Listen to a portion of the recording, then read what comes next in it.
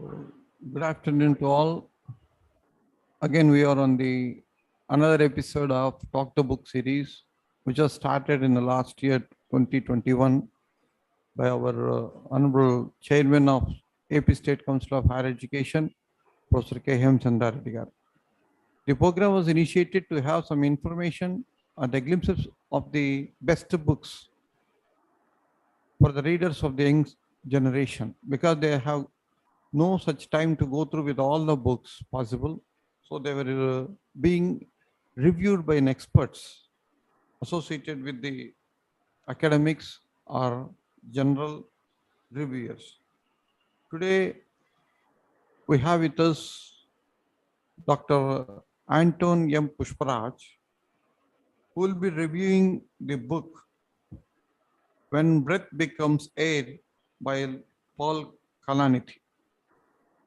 The importance of the book is it was a New York Times bestseller and also the finalist for the Pulitzer Prize. The Pulitzer Prize is being given for the best writing in English. So the importance of the book again is Paul Kalanithi is also a neurosurgeon by himself, who himself has written this book, giving some quotations and citations about it. This is about the book, and the reviewer is Dr. Anton Pushparaja, who is working at Laila College, Madras, Chennai, and is in teaching, having a teaching experience of 7 years. He masters from Laila College, a doctorate from Madras University. He has got his social responsibility in terms of giving coaching for the net coaching, especially, and he has given the best of himself for the students to clear the net and also some guidance for the higher studies. So he is reviewing the book today, the When Breath Becomes Air by Paul Kalanithi. Mr. Dr. Anthony Pushparaj is a literary enthusiast, voracious reader, and is an evolving teacher. So I wish him all the best in his endeavor, and I leave it to Anton M. Pushparaj to review the book on When Breath Becomes Air by Paul Kalanithi. Leaving to Pushparaj. Thank you very much, sir, for such a warm introduction that you've given to me. And I also heartily thank Professor Dr. K. Hemchandra Reddy garu, the Chairman, APS State Council of Higher Education, for allowing students to have such great opportunities where the experts review the books in an alternative way. I profusely thank all of you for the pains taken in order realizing the fruits of this great initiative. Thank you very much. Now, have you ever seen a child? In one of the most important books written by Paulo Coelho, he states 3 important reasons to observe a child. Number 1, a child is always curious. Number 2, a child is busy doing nothing. Number 3, and the most important thing is a child achieves what it wants to achieve. The combination of curiosity and fascination will always lead to a great ideas in everybody's life. See, the child is always curious. The child is also busy doing nothing. We should quote that word nothing.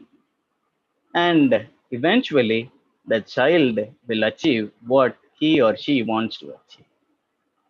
When we were all children, we were fascinated with ourselves, making every move.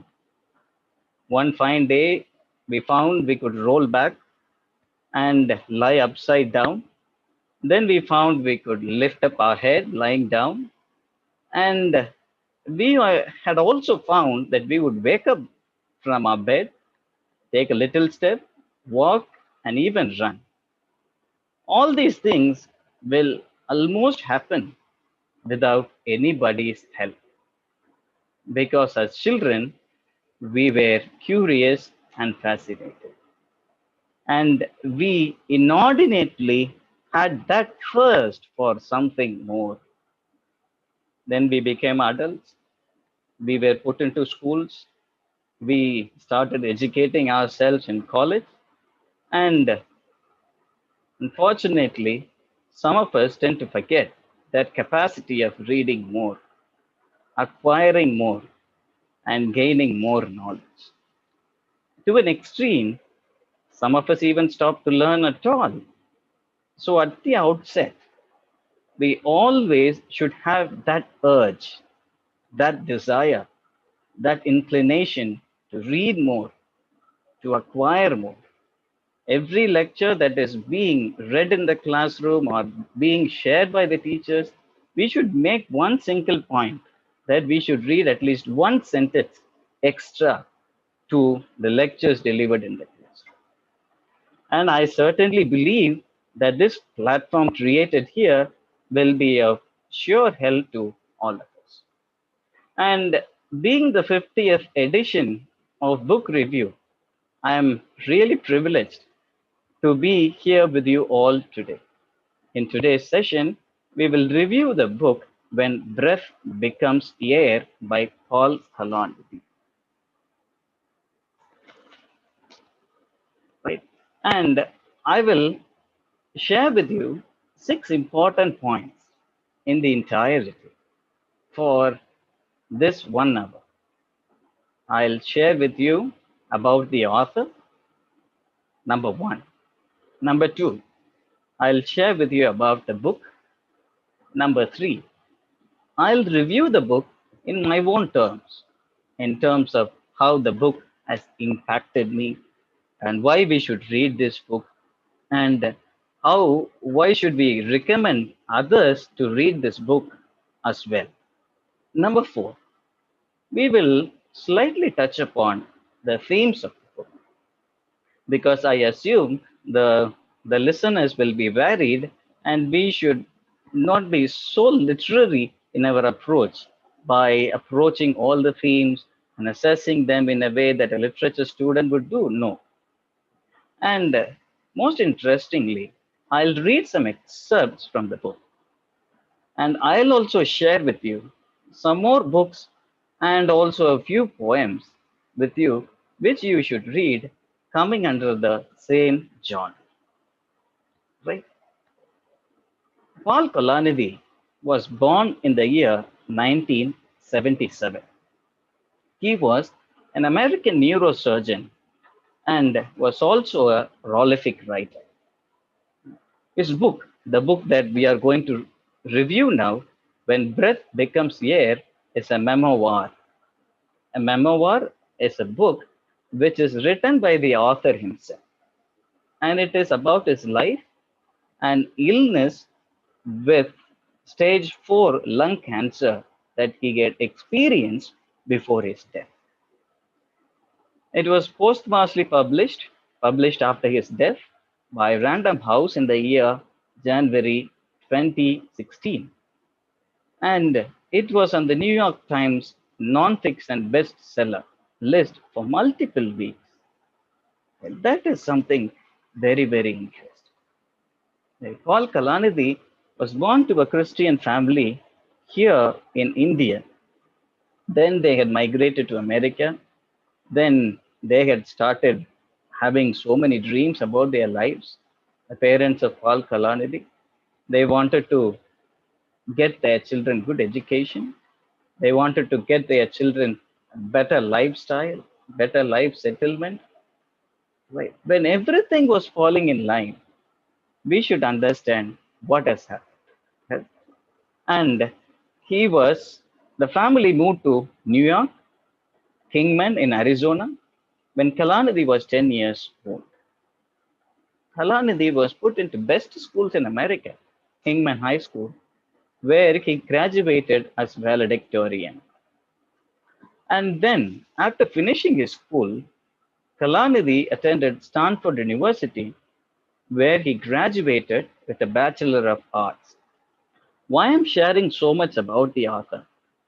Because these things are really important, which make this book all the more interesting. Right? Kalanithi was attending Stanford University, and he was graduating with Bachelor of Arts, and he also mastered in English literature, and then he went on to pursue a Bachelor of Science in Human Biology in the year 2000. When I was reading about Paul Kalanithi, there was another Nobel laureate who came to my mind, Albert Schweitzer. Albert Schweitzer was a trained German musician, and he wanted to perform to the best in every possible way in the country of Germany. He wanted to contribute to the music society of Germany. But one fine day, when he was sitting in the garden of his house, he found another call, the call to become a medical doctor. Albert Schweitzer was already 27 years old when he was deciding to become a doctor. But Albert Schweitzer stood to the plan.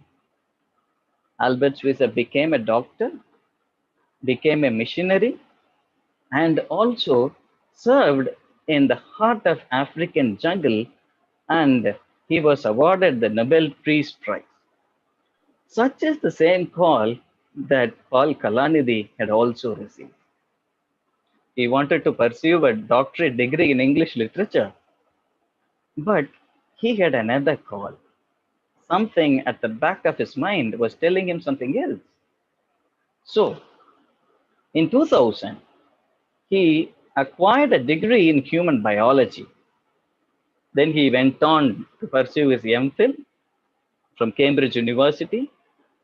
Then he came back to Stanford University to pursue his medicine studies. Although he initially considered pursuing a PhD in English literature, Paul then attended the Yale School of Medicine, where he graduated in 2007, winning the Dr. Lewis N. Nahum Prize for his research. And because of his efficiency in conducting famous researches, reputed research, he was inducted into Alpha Omega Alpha National Medical Honor Society. And at Yale, Kalanithi met fellow medicine student Lucy, who would become his wife always. And let me share with you about the book. When Breath Becomes Air is a non-fiction autobiographical work written by American neurosurgeon. As we were saying, all these things. It is an autobiography. It is a memoir. So it falls into the category of non-fiction, right? And Paul Kalanithi's memoir is about his own life and illness. And he was battling with terminal illness, and he is just sharing with us the pain that he had underwent, the suffering that he had faced, and with all these, how confident that he had been in order that bringing this wonderful book with us. And as we will also see, in his last year of neurosurgical residency at Stanford University, Kalanithi experiences negative changes in his health. In 2007, he was finishing his doctoral studies, medicine studies from Yale University of Medicine, and he was having that desire of becoming a doctor, a neurosurgeon. Then he was inducted into residency at Stanford University, and at the last year of his residency, Kalanithi experiences negative changes in his body. It was a rapid weight loss, severe back and chest pain, and it begins a concern for his wife. His wife was really concerned. No, something is really wrong with Kalanithi. And Kalanithi was also right. He worries that cancer might have caused his symptoms, but the X-ray was fine. X-ray doesn't show anything. Determined to finish his last month of residency, he ignores whatever symptoms have not subsided. And few weeks later, the symptoms come back again, stronger than before. Around this time, Paul and his wife experiences also a little kind of conflict, which is explicitly shared in this book, right? And because Lucy also feels, because of all this pain, she feels that kind of loneliness. No, Paul is not communicating with a kind of relationship tussle, right? And after his residency, he visited his friends in New York, with whom he is sharing the pain for the first time. He was telling them, no, I think it is that deadly disease. Someone who wanted to achieve something, someone who wanted to give the fullest to the society for the cause of human welfare, for the cause of human being, finding himself in a great trauma. And trauma is he was going to die. He may have treated many patients. Many patients he may have also come across. But a doctor, knowing about himself that he is going to die, is the greatest pain someone could ever experience. Right? And returning home from New York to San Francisco, Kalanithi receives a call from his doctor that he is having lung cancer. Paul checks into hospital, and he was in the same room once he was examining the patients. A doctor becoming a patient. That is the first travel in his life, right?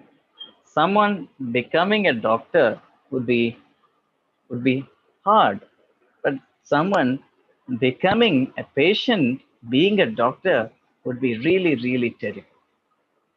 That we should feel between the lines of this great. And Kalanithi's life takes an unexpected turn when, after weeks of health problems, it is confirmed that he has lung cancer. Images were obtained from CT scan, and all his organ systems were scanned for any other possibilities of getting or going good with his health, but nothing was happening good for him. Symptoms was not at all getting subsided. A doctor who was getting to know that he is sick is an absolute horror. Right? And he got a good doctor who is also mentioned in the book. Her name is Emma, and she is very empathetic with him, very sympathetic with him. They were classmates, and they were trying to identify the root cause of the cancer. They felt that this cancer can be healed. However, what happens is the best in the book. Symptoms subside, but it keeps rising again and again.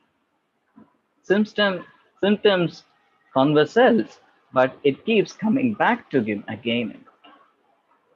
That is one of the greatest tragedy someone could feel or experience in his life. And more important thing about this book is it is a travel. a journey between life and death. Someone beautifully says, our life is always between B and D.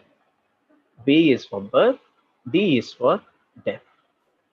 What is there in the center, C, is the choices that we make. And he made the best choices. The best choices to become a doctor, to serve the humanity, and to invent something and be a greater produce, greater blessing, greater favor. But what happened is unfair too, right? And this book is also the best seller for 68 straight weeks in New York Times. Right? And then we move on to the next important parts. This book has 5 parts. Number 1 is the foreword by Abraham Verghese, a colleague by a colleague working along with Paul. And there is a prologue and part 1, in perfect health I begin. 2, cease not till death. And eventually there is an epilogue, a kind of conclusion, which is written by his wife Lucy. Then we move on to, these are the 5 important parts of the book, which is neatly arranged in order that reviewing this, a foreword and an outsider's view of Paul, a prologue.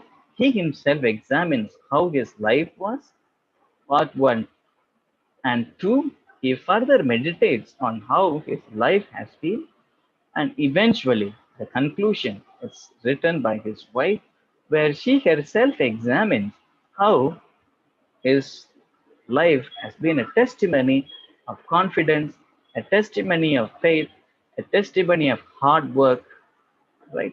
And Lucy herself testifies to Kalanithi to a greater extent. And here comes the main part of the session. I'm going to review a book in 3 important factors. How this book tells us that everybody's life is equal. Everybody's life is important. As much as it is important, we should understand it is also unique. But for some of us, life is really, really cruel, terrifying. And number 2, how this book captures subtly the journey of a doctor, the journey of a patient, and also the journey of a husband. As much as he is for the world outside, as much as he is working to become someone for the world outside, he also would like to be really responsible when it comes to the family. And that we will see so touchingly in this. And the center part, the journey of a patient, is really crucial. How day by day his health was declining. How day by day no medicines were working. How day by day he was dying in a minuscule manner. Shakespeare beautifully says, the coward dies many times before their death. But here he is really brave about facing the death. But he still dies every day, negating the words of Shakespeare himself. And the third important thing in this book is that we should understand how he was able to find some physical strength to continue writing. One fine day he would be fine. One fine day he could not even wake up from his bed. He would be feeling that fatigue, the tiredness, the routine checkups, the medicines, everything would start killing him day by day. But despite all those things, he had that confidence of continuing to write. He had that temerity of continuing to write. And this book also tells us about the story of a strong.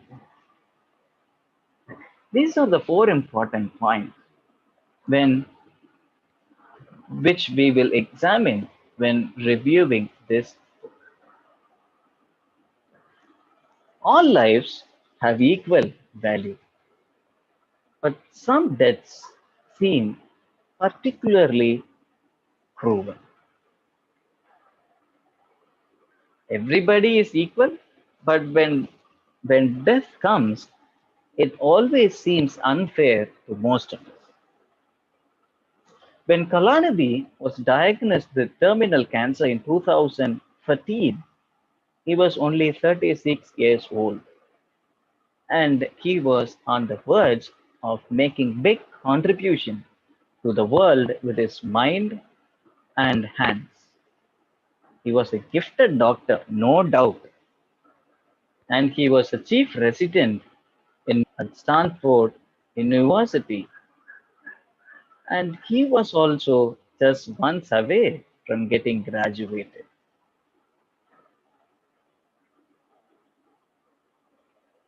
Right? And before completing his studies, before getting graduated, he was diagnosed with this grueling disease.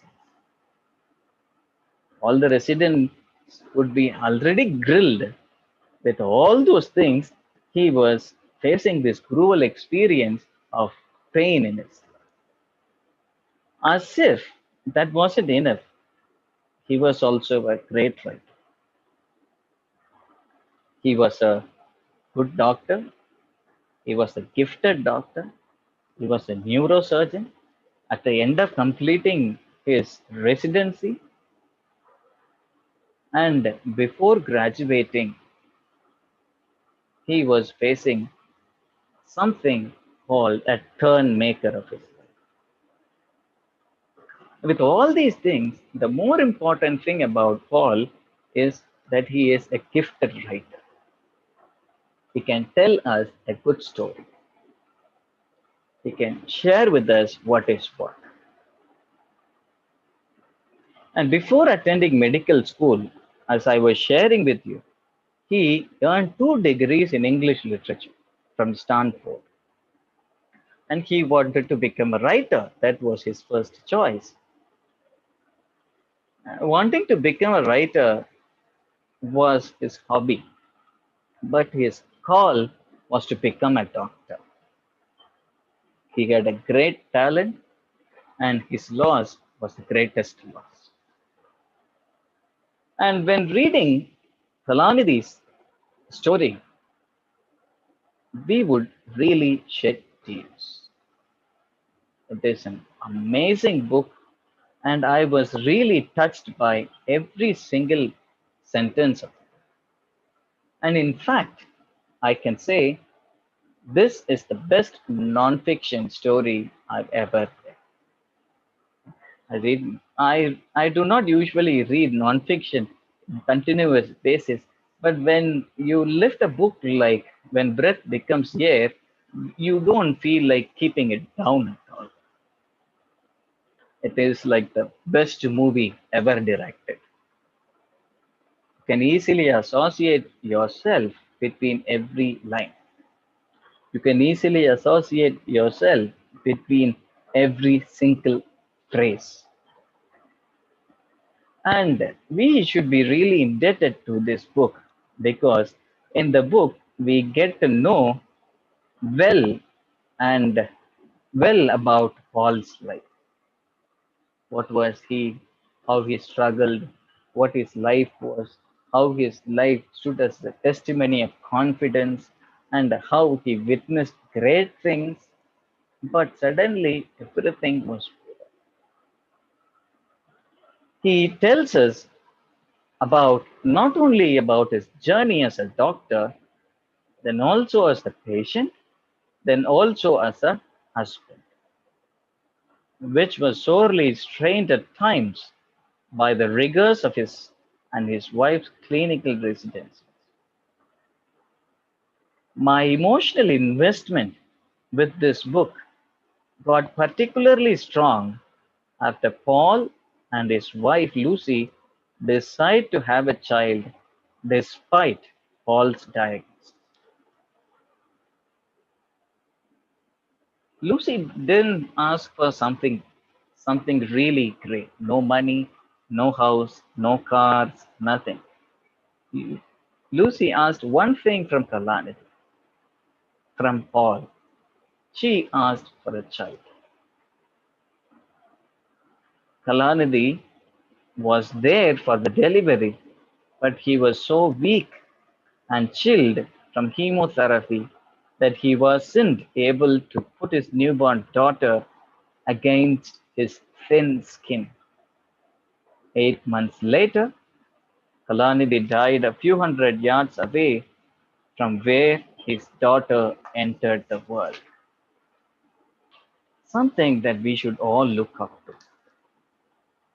And I frankly tell you, I'm usually not one for tear jerkers about death or dying, and I certainly did not love the Lost Lecture or Tuesdays with Mori, but this book definitely earned my admiration. And the epilogue, the conclusions written by his wife in particular, she tells these words: I visit his grave often, taking a small bottle of Madeira, the wine of our honeymoon destination. She writes, each time I pour some out on the grass for Paul and rub the grass as if it were Paul's hair. Caddy visits grave before her nap, lying on a blanket, grabbing at the flowers we have laid down. But the way that they express the love for each other, even when he is absent, even when he cannot be retrieved, the love she still has is so sustaining, so enormous. Here, I would like to emphasize that the other things that drew me to this, apart from the sad part, apart from me talking about all death, dying, cancer, terminal illness in the 50th edition of Talk the Book, I just want to tell you this book is a must read for all the college going students. One thing I also enjoyed in Paul's stories about his surgical training, and I always have this admiration for doctors. They have to make hard decisions, and they also have to deal with this life and death implications all the time. And Paul illustrates these high stakes well without sounding like he has a God complex. One story I would like to share here with you will always stick with you. And he says, when treating a boy with a brain tumor, he says, the difference between tragedy and triumph was defined by 1 or 2 millimeters. One day, Matthew, who had charmed the ward a few years back, was readmitted. His diagnosis had been slightly damaged during the operation to remove his tumor. The adorable 8-year-old was now a 12-year-old monster. Right? And this is another important implication or the takeaway from the book, that he doesn't treat death as an imposter, as an enemy. Even when he knew that he was dying, he started enjoying the process. He started recollecting everything about his life. Simple, simple things. How others had impacted his life, how others had contributed, how others had been a great admiration to him. And that's why he was able to remember the, the least of the least, a patient named Matthew. He met him when Matthew was 8 years old. Now he is a 12-year-old monster. After 4 years, he was meeting him. But the affinity that he was sharing, the affability that he was sharing, the love that he was sharing is really enormous. The third important thing about this book is his eloquent writing. Being a doctor and writing well do not always go hand in hand. Albert Switzer was a doctor, he was not a great writer. And A.G. Cronin, a doctor and a writer, one of the most impactful prose writers of British literature. We have John Keats, who was trained as a apothecary and was writing the most fabulous poems ever written in English literature. And here, Kalanithi also posits that same eloquence in history. And I'm really impressed that gifted healers and gifted writers. He is a gifted healer. He is also a gifted writer. And it is a real shock to me how, even in his deathbed, he was able to manage writing this wonderful book. I am sure that I will also read this book again. Right. And another important thing that I would like to share with you here is when Paul sent his best friend an email in May 2013 revealing that he had terminal cancer, he wrote like this: "The good news is that I've already outlived two Brontes, Keats and Stephen Crane. The bad news is that I haven't written anything." Though he was sharing this with us in a very humorous note, the pain that he was undergoing was really unreal, especially when we share something terrible with our own friends. The amount of tears that we will have and the response risen from our own friends will be really, really shocking. Will be really, really sad. And because of this book, he had led a fascinating, fascinating reply to many of us, to all of us, a fascinating contribution.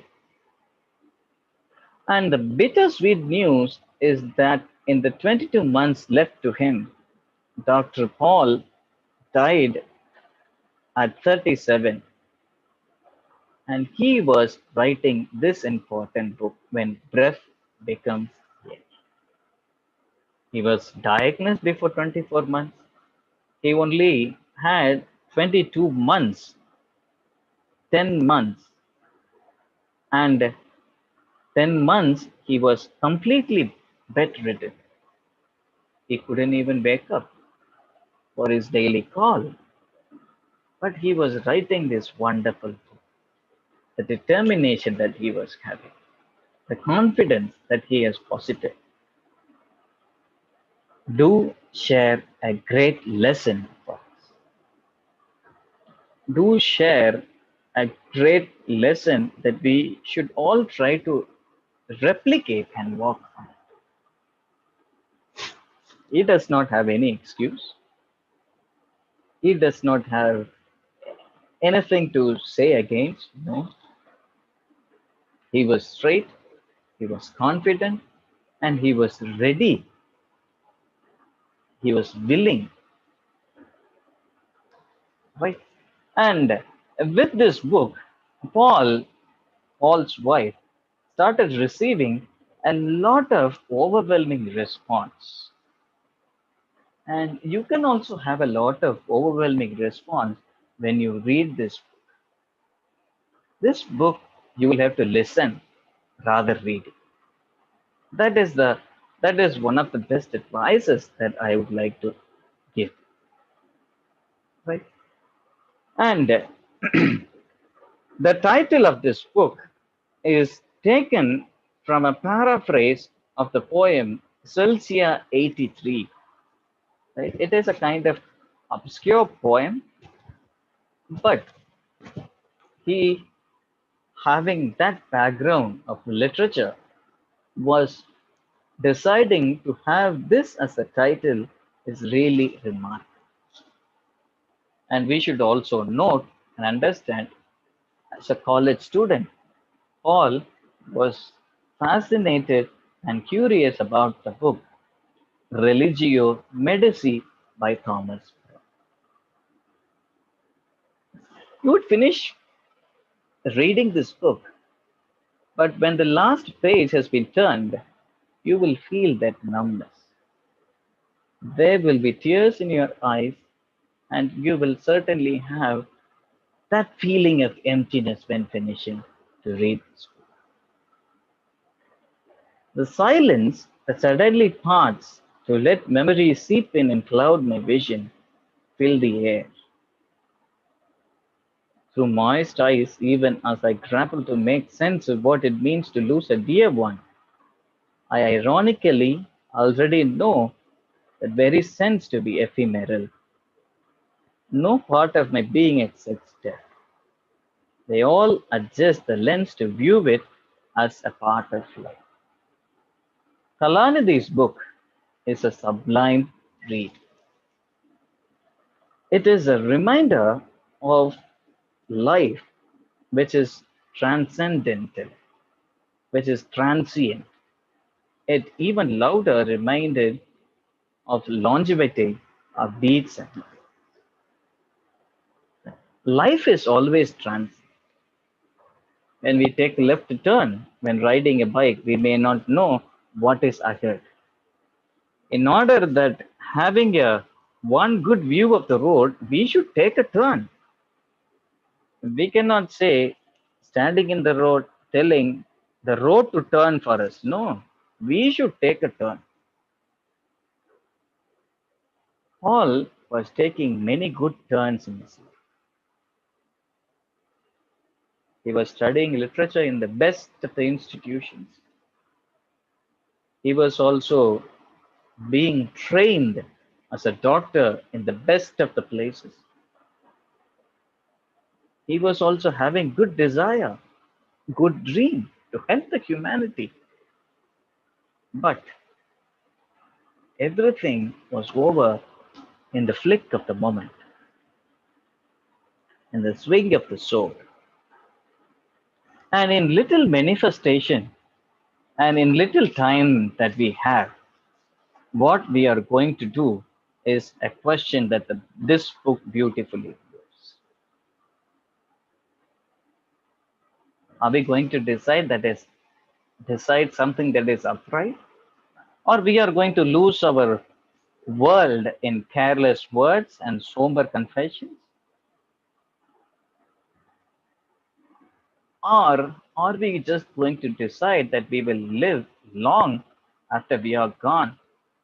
That is some important questions that you will ask yourself when we finish reading this book.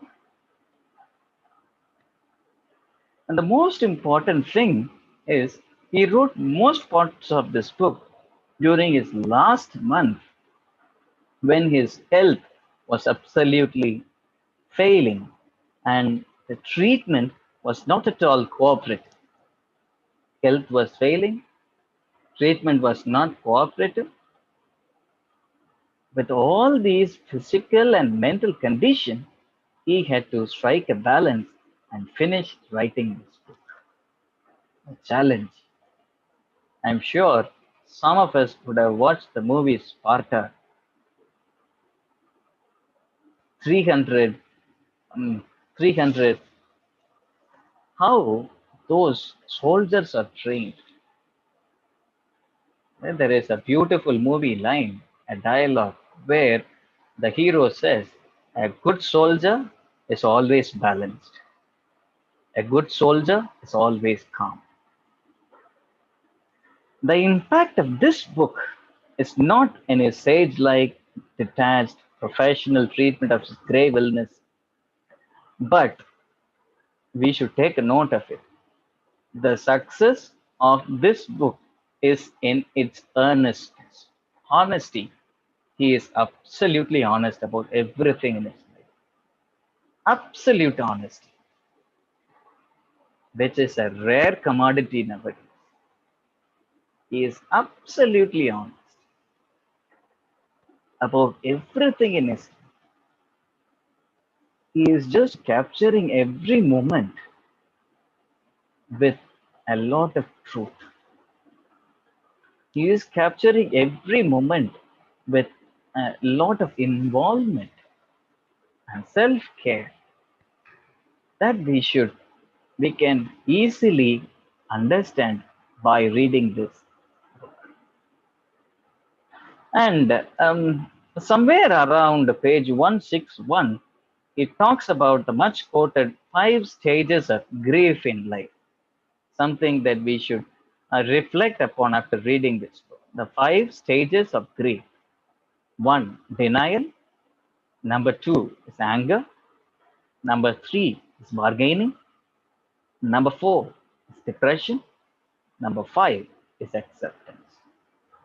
And along with them is case with aberration, wherein the cycle was embraced in reverse order by him. From accepting his fate to slipping into depression, at not being able to pursuing his career, to adamantly cherry-picking duties at hospital, if only to be closer to his first love, to getting angry at his lost mobility and scared vitality, to finally plunging into his surgeon duties with a vengeance, agonizingly shoving his deteriorating body aside. Paul exhibits an incredibly hungry mind and a dedicated soul. Mark Twain beautifully tells the fear of death follows from the fear of life. A man who lives fully is prepared to die at any time. We may make many plans in our life. We may make hundreds of plans in our life. But a good plan, in the view of Mark Twain, is to be ready to die all the time. And I again read this quote for you. The fear of death follows from the fear of life. A man who lives fully is prepared to die at any time. Paul and Lucy did live in their lovely daughter Caddy, born 16 months post Paul's diagnosis. She had the physical company of her father for 8 months, but she will continue to know his courage and feel his magic every time she will pick up this book. So, as a father, one great thing that Paul has left for his daughter Caddy is not money, it's not the car, it's not Range Rover or anything else, but the book which has recorded every earnest feeling of his father. Right? And then move on to the next slide. There are 3 important themes in the book. The main themes in When Breath Becomes Air are life and death. responsibility, and writing and literature. The first theme is elaborately dealing with the aspect of meditation, and particularly the memoir is a meditation on the mystery of life and death. And Kalanithi provides insight into this mystery as both a doctor and a patient. A doctor who was treating a lot of people, a patient who was being treated by a lot of people. The journey is really traumatic. The journey is really horrifying, horrific. But how he beautifully captures all these things is really a question. To know the answer, we should read this book. And Kalanithi, in the second theme, also expounds on his primary job as a neurosurgeon, to be responsible for people's lives and identities. The doctor has to be triply responsible because he or she always tries to handle the, the thread of life and death.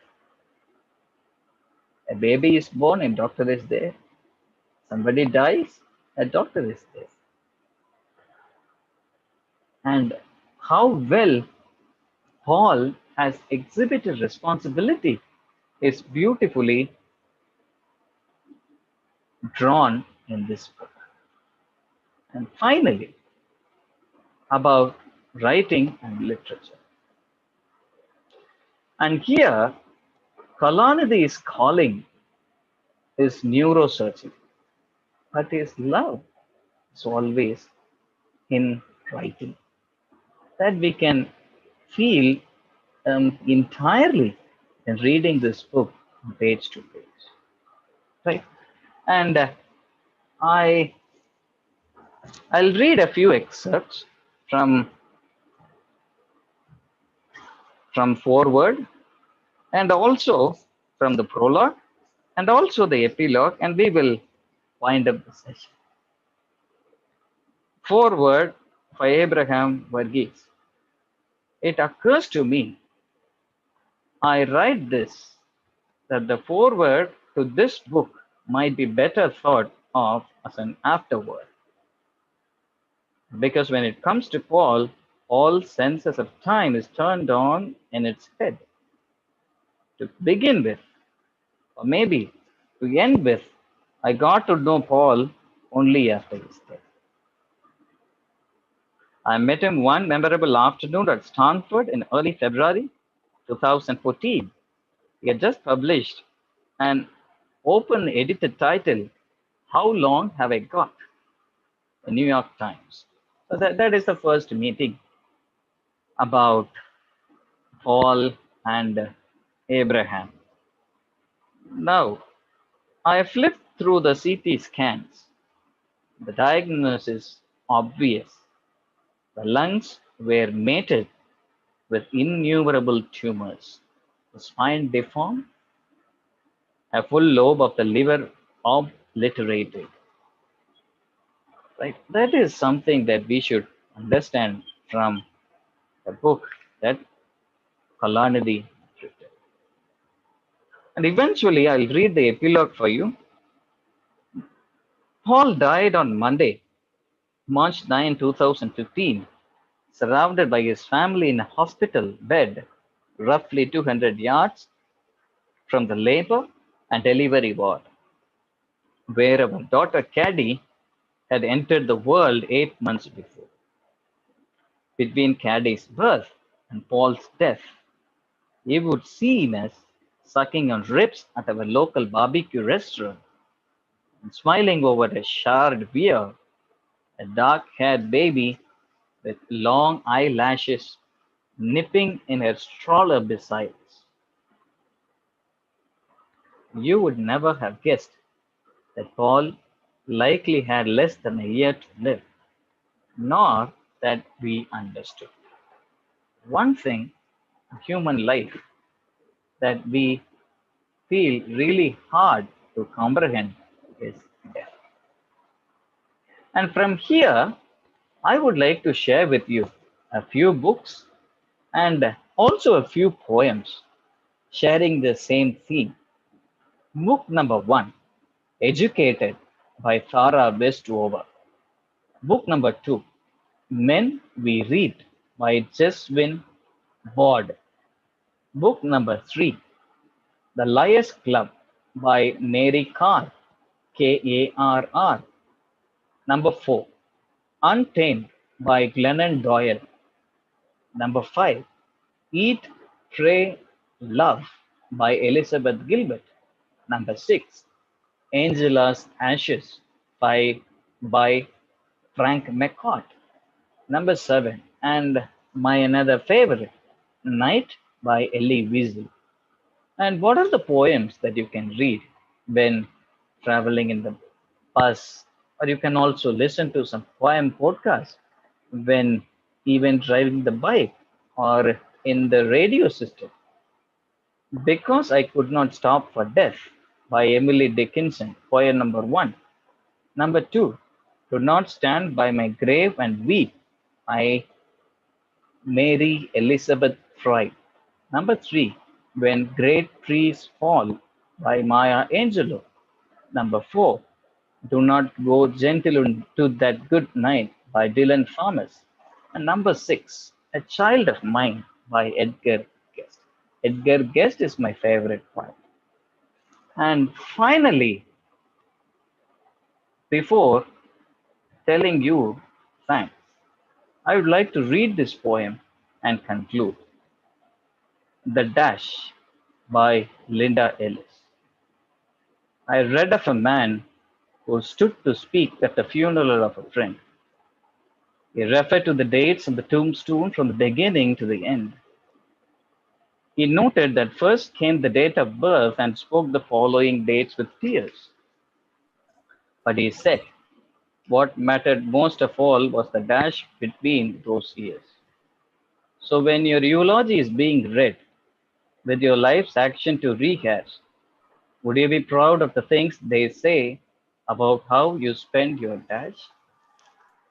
I thank you very much for the opportunity given to me on this great platform on Andhra Pradesh State Council of Higher Education. And I also again thank Professor Dr. K. Hemachandra Reddy for his enormous contribution to the state in every possible way that he. Thank you very much, sir. Okay. Nice of you, Anton Pushparaj. It is Thank really you, a fitting book review of its 50th episode, because actually the book itself is a fitting point rather than a reviewer, because the book itself will say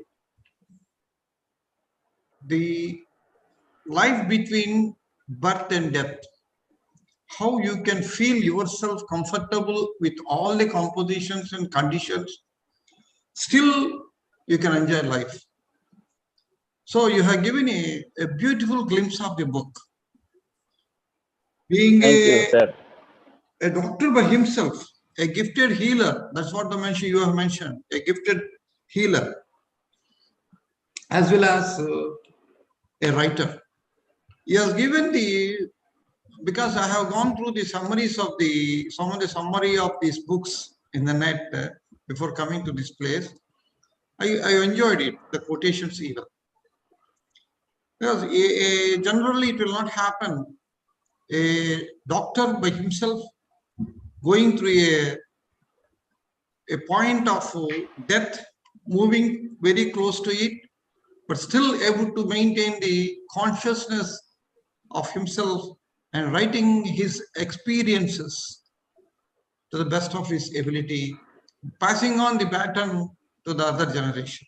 So really the review of the day, the book on the 50th episode was very nice. We thank you all for this 50th episode of Talk the Book, the review by being conducted by AP State Council of Higher Education. Thank you, one and all. Nice. Thank you, sir. Thank you.